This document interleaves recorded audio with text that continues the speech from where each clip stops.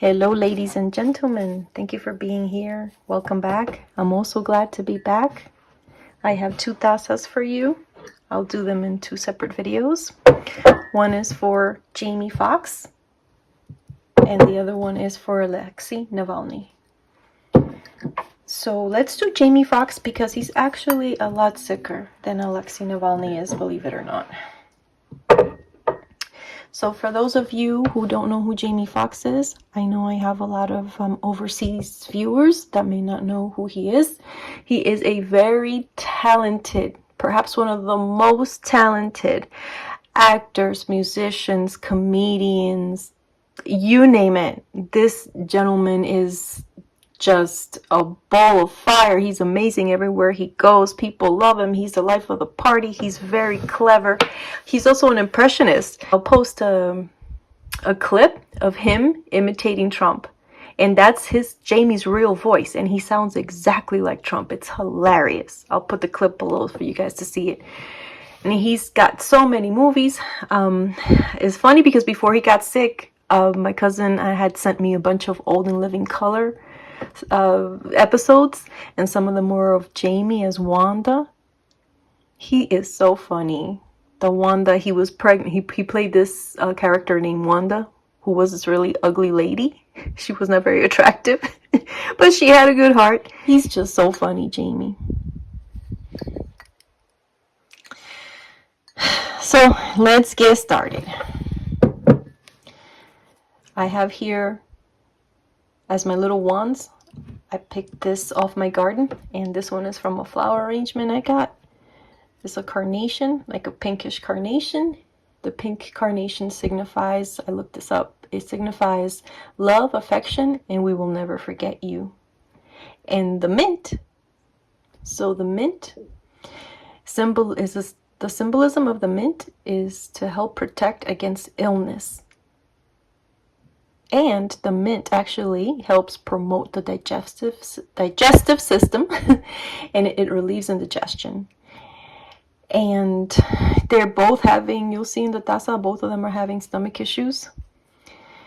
And I'm going to use both as symbolizing that we will keep praying for them. They're always in our hearts, so we have affection for them. And that they're going to get better. It symbolizes protection against illness. And let's keep our prayers going for them. You know, this is what unifies us as human beings, right? In a beautiful community. That we're here doing these readings and listening to them because we want the world to be a better place, and we want all our brothers and sisters to live a healthy, beautiful life. And if they're on the wrong path, to get back on the right path, and for healing for the world, right? So with that, let's get started on Jamie's.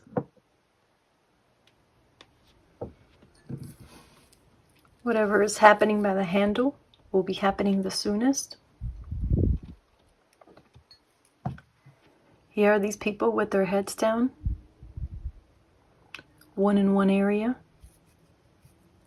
and this other group in another area.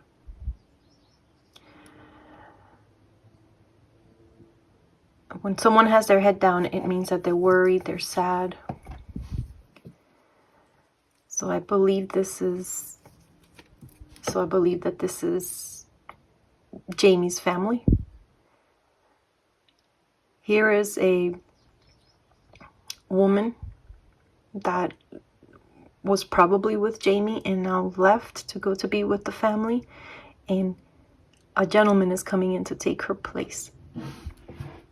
So they're probably taking turns. It's been extremely taxing on the family. The gentleman is an older man. He's not a young man. And he's cried. He's cried so much. He's very, very worried.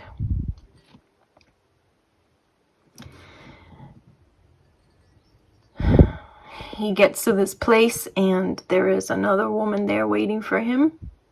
And he meets with this person. Now, I don't know if this is a family or a nurse or a caregiver there at the hospital that Jamie is in, or the rehabilitation center, because he was in ICU, I believe, and then he was dismissed. He was sent to a rehabilitation place, And the family has not said what's wrong with him. Everyone's very worried.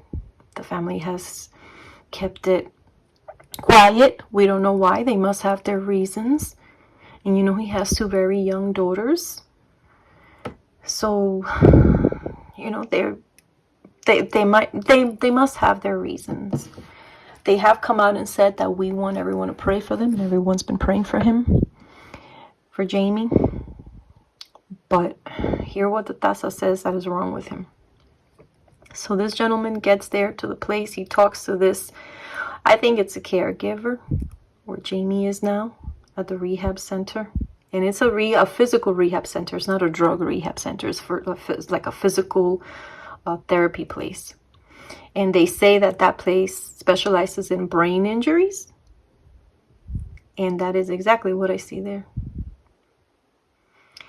Also, I think there are 2 things wrong with Jamie. I think he first had some sort of, well, I don't know what's first. He has some sort of stomach problem. And also a head issue with his head. I don't know what it is. You see that? Whenever you see someone like that in the taza with their head like this, is an issue with their brain, with their head. A physical issue with the brain. I don't know what happened. I really don't know.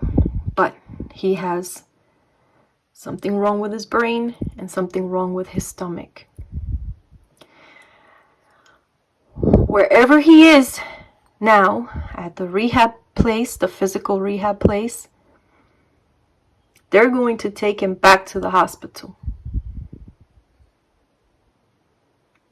He's gonna have to leave where he is, and he's gonna go back to the hospital, and they're going to have to perform some sort of operation on his head. And he's gonna swell.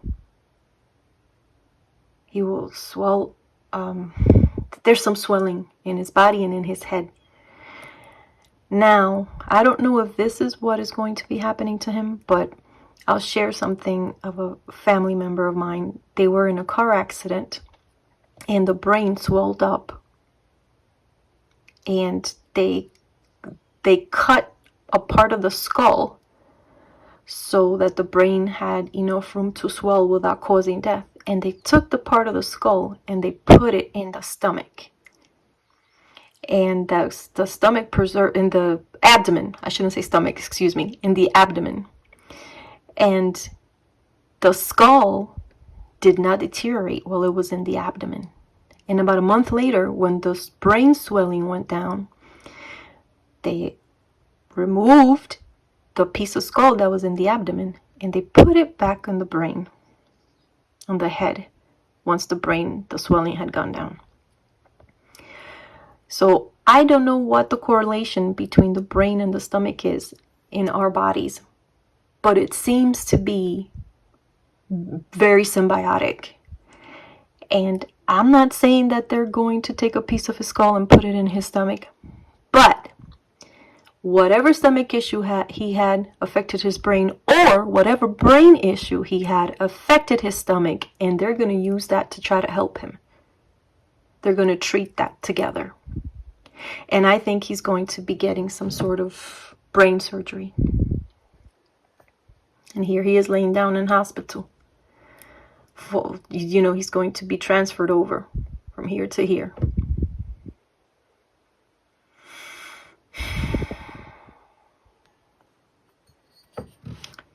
He goes from this place to this enormous place, and they're going to operate on his head. And then, fortunately, they're going to be making some phone calls. He's going to be there for a while. It's going to be a long road for him. He's going to be under medical care for a very long time. It's going to be a long road for him. But fortunately, eventually he'll be dismissed to go home. Phone calls are going to be made. Here comes the specialist. This is a doctor. Like a heavy set doctor. Not obese or anything, but like heavy set doctor, light skin, coming in with papers and all this treatment and stuff that they're going to do for him, and phone calls. And here's this woman, I don't know who the woman is. It could be a relative. It could be, you know, he may have secretaries. He may have agents, an aunt, uncle. I don't know. Women. This is a woman who has 1, 2, 3 pieces of papers to take him away. And here are more women, two girls. These are probably his daughters, crying and hugging each other, crying. Because he still is going to have a long road to recovery. But eventually, he's going to go from wherever he is now to another place, get an operation on his brain. Here comes a specialist doctor after all that. He's going to be under the care of this doctor. Oh, maybe this could be a nurse. Yeah, this could be a nurse sent from this. It's somebody that they already know, though. It's someone that's going to help assist him through the transition of leaving hospital to going home. And when he does leave that hospital, it's not going to be in the condition that the daughters are like, oh, he's great, he's fine. No, he still has more of a road for that. And here are more people with their heads down.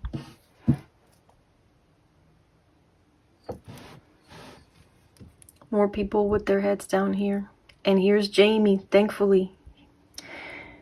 He is still going to have pains in his head. I see something still going on in his head here.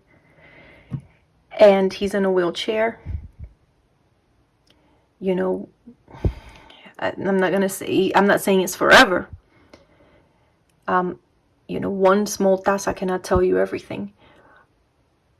But eventually, he'll get off. He'll be able to go from bed to chair. So that's an improvement. But he's still ill. But he'll get better. He will get better. He leaves and he goes to where all these people are and these kids that are by a beach or by a large body of water, an enormous lake or a beach or something like that, that has like a cliff. I think this is his family, maybe his daughters, his nieces and nephews. His daughters, I don't know if they have children. I don't think so. I think one is 13. I was looking them up, and the other one is a very young woman. But his is like a 12-year-old or a 10-year-old kid, and this one's like from 6 to 9 years old. And then these are 2 teenagers here. And here are 2 young girls. Here's one young lady. Look how cute she looks. She styles her hair like she's bringing a bunch of hair up to the front of her head. I don't know, maybe she's wrapping her hair or something. Or is wearing like a nice hat for the beach. I don't know. She has a bunch of hair. And then look at her tiny waist and her booty. And this one too. This one's slimmer, but she has a really nice body as well. And here they look like they have hope, like they're better. Like I think he's going to get better. He's going to get better. But it's going to be a long, long road. And I see him retired for a while from the limelight down there. That was for me. It's an illumination for me. I've been praying for that lately. I don't see him for the time being. I don't see him back on stage. I see many people worried. But I see his family. He is very loved by his family. His family loves him. And also the kids. You know a person's good when all the kids like them. Look at all these little kids. They're going to be the happiest ones. They're going to brighten his day. They're going to give him the energy and the will. And he's already a positive person. He's positive. He just wants those prayers from us. I see him trying really hard. He's doing whatever he can. Look at him here. He's going to submit to whatever they say. You need to do this to get better. You need to do this to get better. He's not going. He is smart. He's going to rely on the experts. You know, you have people that go into a hospital that want things done their way. They don't want to do anything the doctor tells them. He's the opposite. He's the opposite. He's going to try to work with them. They're going to operate on him. I don't know what the deal is between the brain and the stomach, but I think Jamie Foxx is in hospital because of a brain issue that requires operation. There's blood in his head here. He's going to swell up, and a problem with his stomach, or an issue with his stomach. I see something in there.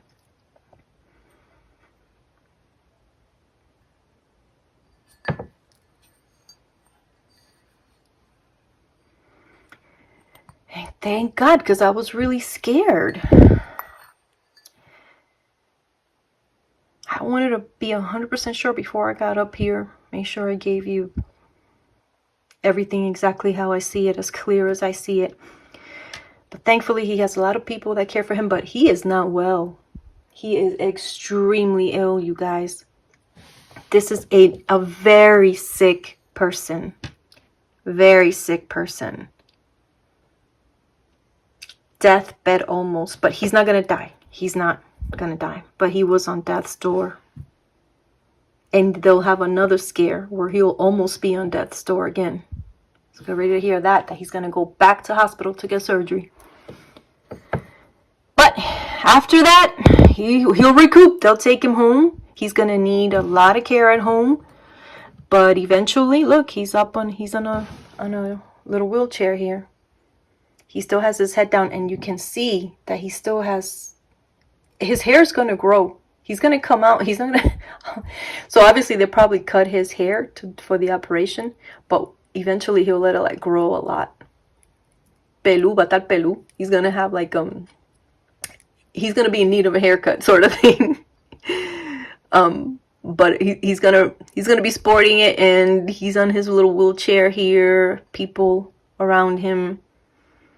Positive. No, you see that they don't have their heads down anymore. This one's always going to be worried, this person, this kid. But everybody else, see, they're kind of more optimistic here. And that gives me hope. And he's not laying down. He's sitting up. So one little taza is not going to show me everything. So I think after we hear about him going back to the big hospital, or, you know, getting surgery. When we hear about at least half through this cup, I'll make another one on him and see where it takes us. But for now, I see him only with family, out of the limelight. Let's keep praying for him. That's what they want. They want peace, because we got to forgive the family for not saying anything. Can you imagine having your father, who is such an amazing part of your life, and probably the motor of the family, the heart of the family, in this dire predicament of him almost at death's door? And these are very young girls, his daughters. They can't handle things like, for example, you and me. They're very young. One is 13 and the other one, I think, is in her 20s. We gotta, like, I know it's hard, and I know people are upset that the family doesn't want to talk, but they're probably physically exhausted. They're taking turns. The doctors are telling them he's going to be okay, and then boom, he has another fallback. Like, they want to say, yeah, he's going to be fine, and then as soon as they want to come out, put something up online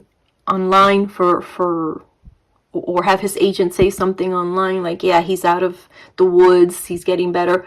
Just when the doctors told him he's going to be okay, boom, he takes another step back. And I think that's what's been happening. So the taza does not tell you the past. Very rarely does it tell you the past. This is not what happened.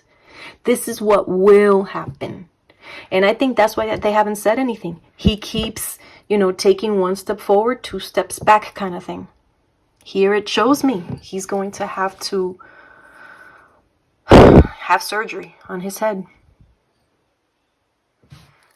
But like I said, don't worry. He's going to make it. He's going to make it. He's not going to die from this. He's not going to die from this. He'll survive. Let's keep him in our prayers because that's all they've asked for. That's all they've asked for. Thank you, Jesus. Thank you. Gracias, Dios mío. I'm so relieved to see that. I'm very relieved. When I was doing the taza, I did a candle for him. And the Shabbat candles, I think they're supposed to last... they're not supposed to last many hours. His candle lasted. It took forever to burn out. I did one on Alexei Navalny. Alexei Navalny was normal. Like an hour later, the candle was done. His took hours and hours and hours. I'm learning now, when I do a candle for someone, what the candle's already part of the reading. I light the candle before I even do the taza for them. His candle kept going on and on and on and on for hours. And I don't like to blow them out. So I had to stay up with this candle because I'm not going to go to bed and just leave a candle on, right? Burning. So what that's telling me is that he's very ill and he needs light. Prayers are light. He needs light. I'm going to continue to light candles for him.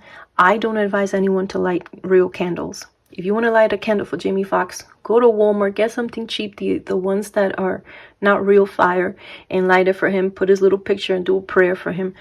But I'll continue to do my own candles. Don't try this at home, kids. But that's what I do. I do my real candles, and I'll continue to do that for him. Ay, Dios mío. Okay.